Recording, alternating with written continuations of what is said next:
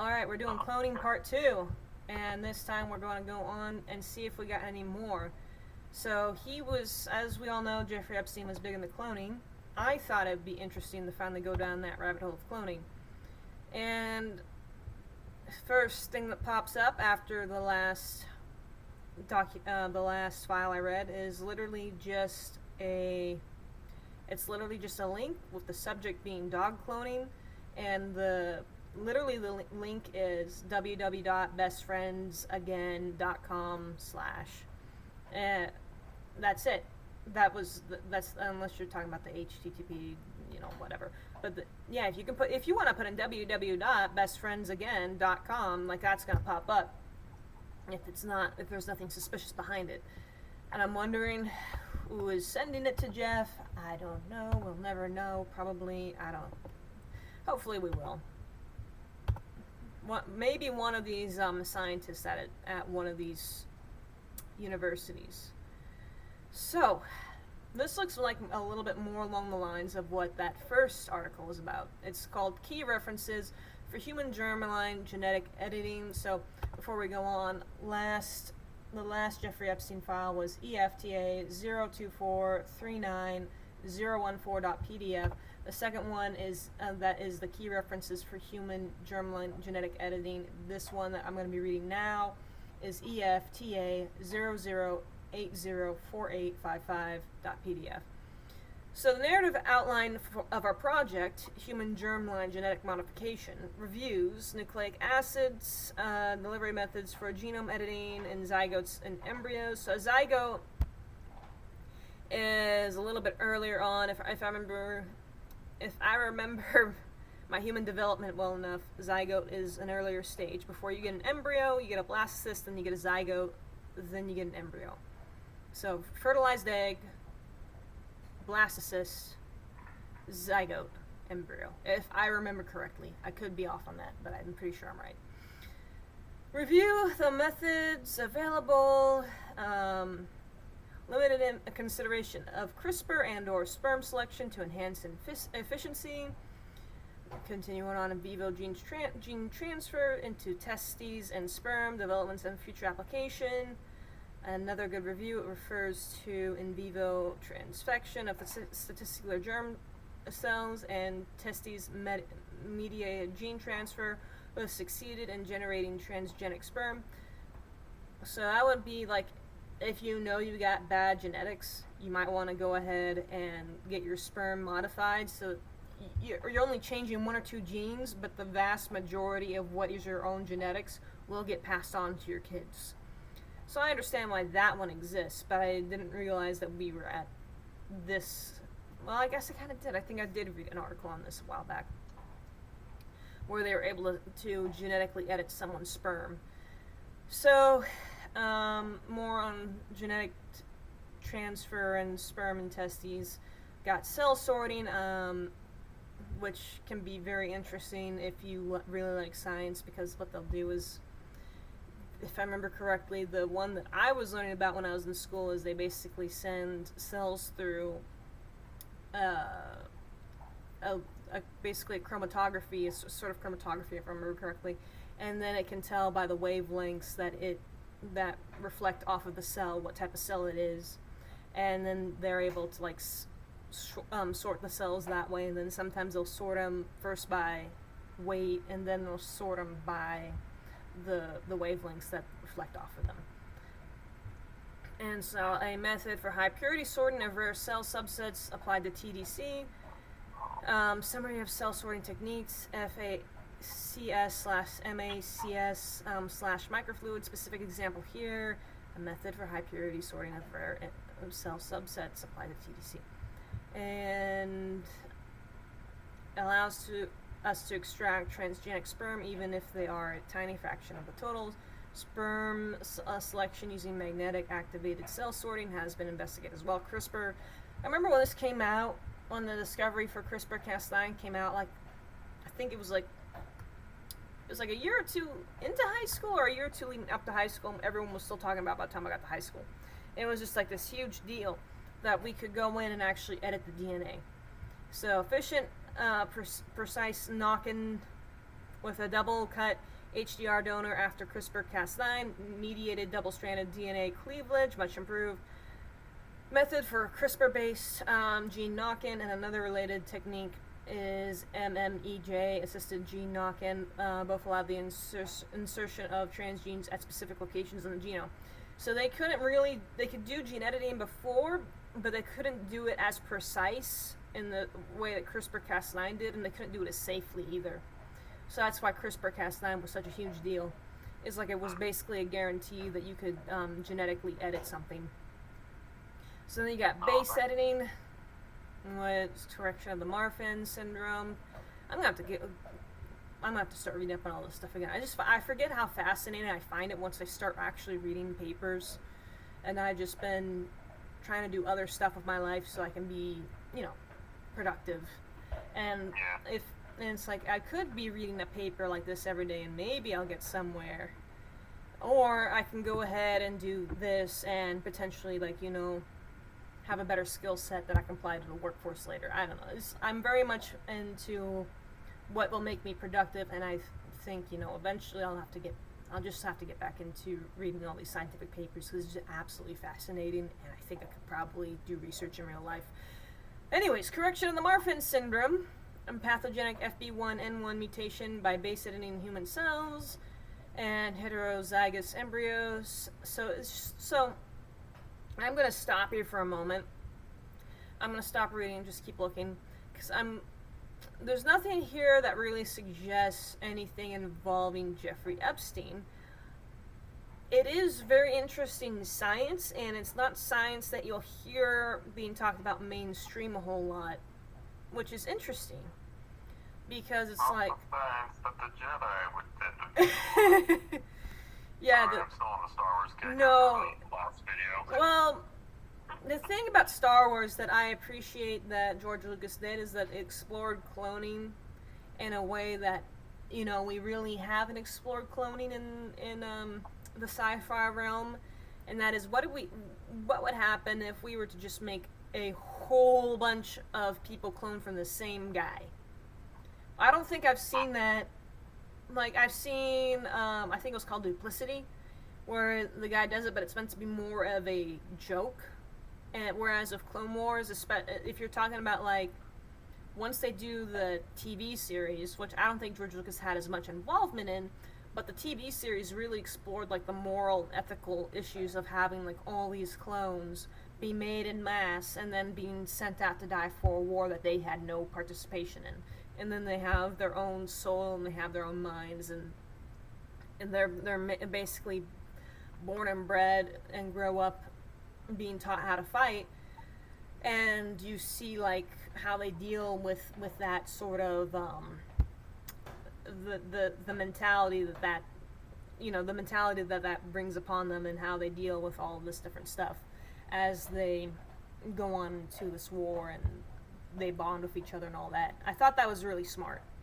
And then you get to see, remember that first clone that we see in the series that went rogue, and he gets married to a Twi'lek? Oh, yeah, that guy. Yeah, that was, I thought that was really interesting, because it showed, the lives they could have lived if they decided they didn't want to fight.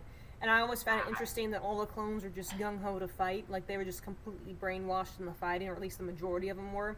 But then every once in a while you got one or two that thinks differently, and then you got the idea of the chip being implanted in the brain, where it's execute Order 66. It's that is a really good example of why you shouldn't clone, because you never know what the guy doing the cloning could do to the embryo, and then that could totally mess with the brain of the embryo, and ultimately the loyalty is to the person that ordered their creation, which is this dark, evil person, the Sith Lord, Darth Sidious, and that's where their loyalty ultimately lies, because he's the one who ordered their conception and production.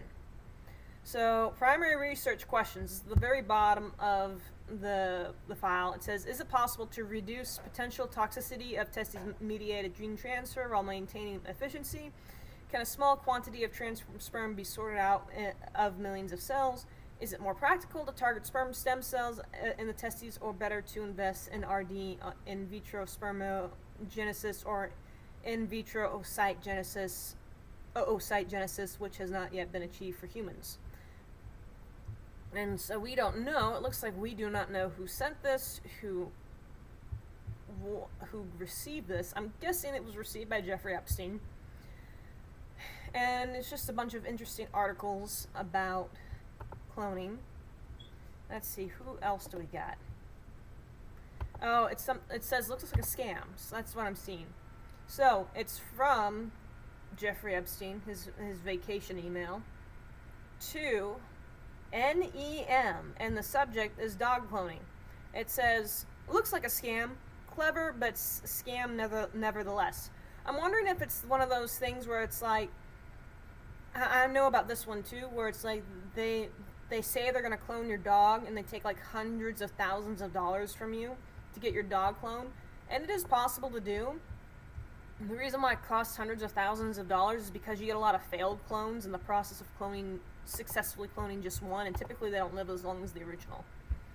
So here we have from Redacted to Jeffrey Epstein, and the subject is, what do you think? The modern neuron. I believe that mitochondrial organelle transplantation has the potential to change the way we manage acute and chronic disease of the nervous system, and could also attenuate the effects of aging. In the same way, blood transplantation can reverse deficits in oxygenation, immunity, or hemostasis by replacing the cells responsible for those functions. We should be able to reverse energy deficits by replacing mitochondria. I've heard of them replacing mitochondria, and that is done for fertility reasons. I've never heard of them doing it in humans, and I don't know if your mitochondria really fails that badly later in life where you would think about doing that. It says mitochondrial pathology is the highest order of issue in degenerative diseases, chronic, and stroke, acute. Both the function and concentration of mitochondria is decreased, thereby reducing cellular function on every level. The same is true in cardiac conditions. I wonder how they know that one for certain, because part of that thing again that I was saying earlier, that you can't really be certain with a lot of the stuff that comes out, because they will lie to like get funding, or to make themselves like just put their names down in history books or whatever. Like they'll really exaggerate what they discovered. It says mitochondrial transplantation trials have worked in heart and liver. Okay, maybe there is some truth behind it, but this, once again, it's like, can I really trust this particular article? I don't know. By the way, this is file EFTA 00707641.pdf. And I was thinking about this. I probably actually should try and make a good habit of, when I read an article, I should state it in the video, because let's say I die or something, you know, the worst case scenario happens, and someone decides that they're going to go in, they're not going to get rid of my videos, but they decide that they're going to get rid of the description. That means that the files that I originally cited are not going to be there for people to actually reference if they ever go through my videos. Just, like, I'm not big on the internet or anything like that, and I don't really care if I become big. I just care if some people go to jail. But what I'm thinking is like, what if they take away the files one day? And what if one day I die? You know, it's like worst case scenario.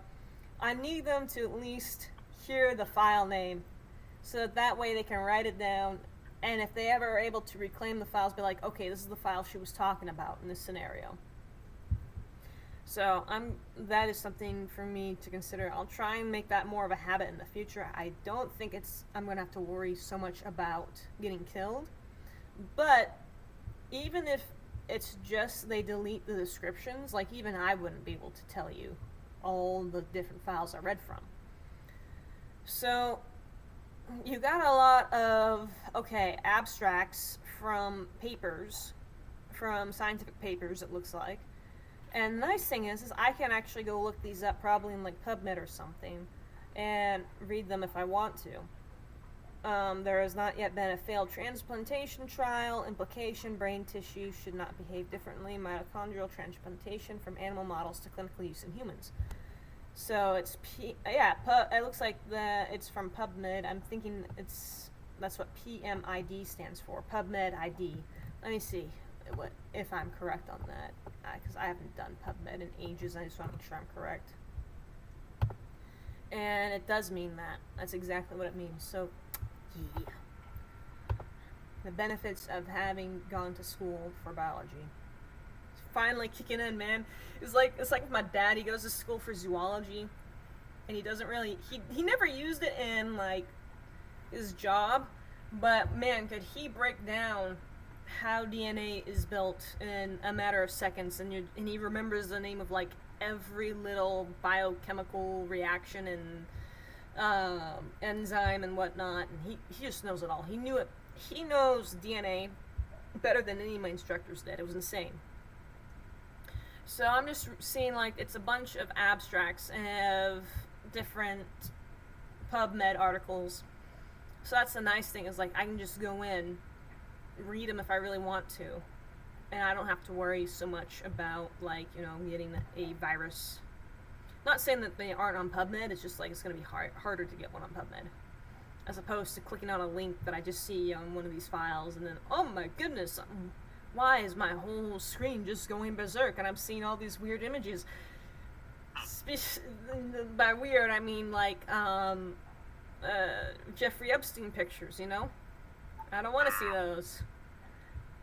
So, it looks like it's just 24 solid pages of these PubMed articles, and we don't know who it was sent from.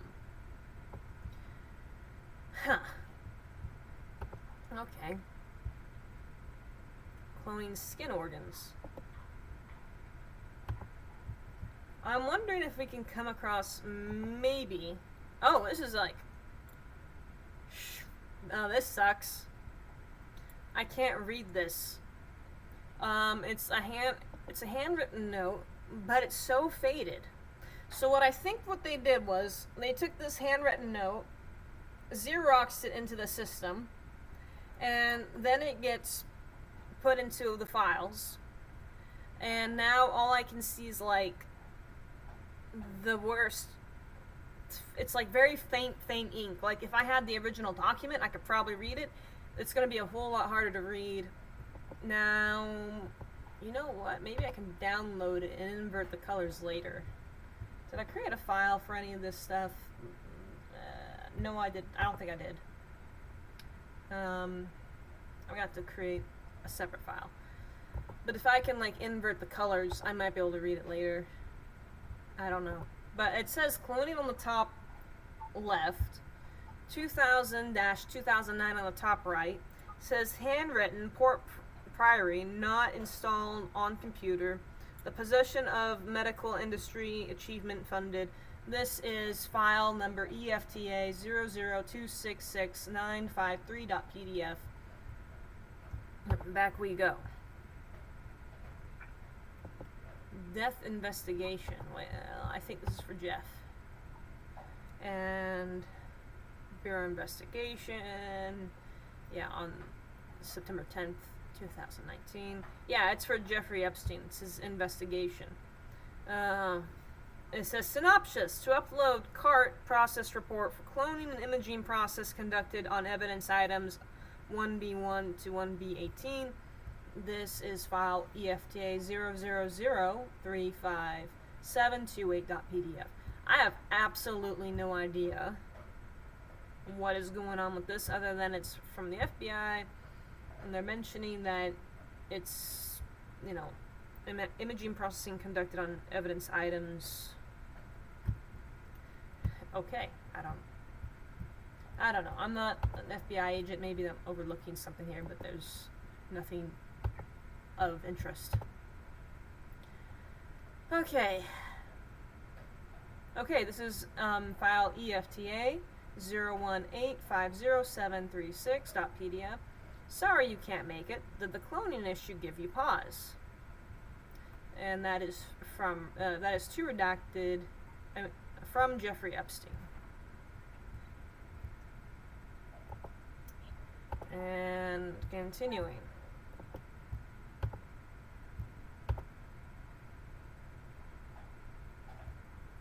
From Jeffrey Epstein to redacted. Same thing. Just another duplicate. Okay. Alright, we got EFTA 002666959.pdf 1993-2009 multiple intellectual property theft and possession of involvement in government and legal surveillance and intellectual property theft. Government 1993 infant sleep positioner American government 2004 Fauna Fun Parks Councils Australian government funded. What is this all about? Multiple intellectual party theft, handwritten in privacy of own home only, not shared with a third party, including family members, not installed on the computer. The period of medical business plan development, handwritten only. Okay, cloning is mentioned at the top of this huge list, of which also women's only gym, sauna hut, center, Pamper Me Perfect is also listed, health store Dash Organics listed, Jack Snacks, Haunted Hotel, Dial a Shopper. All this weird stuff is listed. Medical industry, it's got cloning underneath it, along with a few other things. Corporations. Why is all this redacted? There's stuff on the second page that's redacted for health and beauty specialist care. And it's a bunch of this is redacted. I wonder if like they were one of the traffickers or someone who was trafficked. Government councils, and I kid you not, we got 1, 2, 3, 4 blank pages after that. Like only the first 2 pages have anything on them. Out of the 6, the next 4 are blank. Did they delete information? I'm not talking about redaction, like there's nothing there. So it's just a blank slate? Pretty much. 1, 2, 3, 4. Blank slates. Okay, this is from George Church to Jeffrey Epstein. George Church would be interesting to look into sometime. Says, okay. It was sent Friday, November 18th, 2001 at 2:56 p.m. Yes, I'm working toward the skull fairly rapidly, but trying to do so in a way that minimizes risk to the field. James Wilson, who happened to be my physician in the 1990s, set back the field of gene therapy by a decade by rushing. My lab is good at conceiving of radically new technologies as well as improving throughout the quality of factors of 10. Given a couple of years and decent funding, this would become much more reasonable. I'm too busy to doing it well to get distracted by trying to do it badly. Sign off by George. Okay. Oh, this is a response from. This is the one where. That's a response from the one where Jeffrey Epstein asks him, sorry, you can't make it. The cloning issue give you pause. Okay, so there we go. We got a little bit more pieces to the puzzle. Very interesting. And got 7 minutes before our 30-minute thing is up. So those. Oh, look. Another duplicate. And the same thing. This is the one. This is a duplicate of the one with 4 blank pages, and I was hoping something would be different, but nope. Everything looks pretty much exactly the same.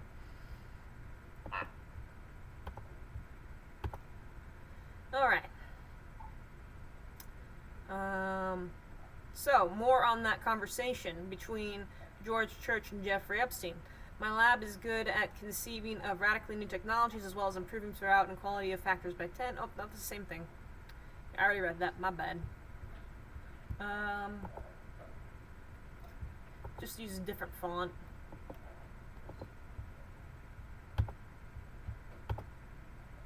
And another duplicate for the short email to George Church Jeffrey Epstein wrote up. Sorry, you can't make it one.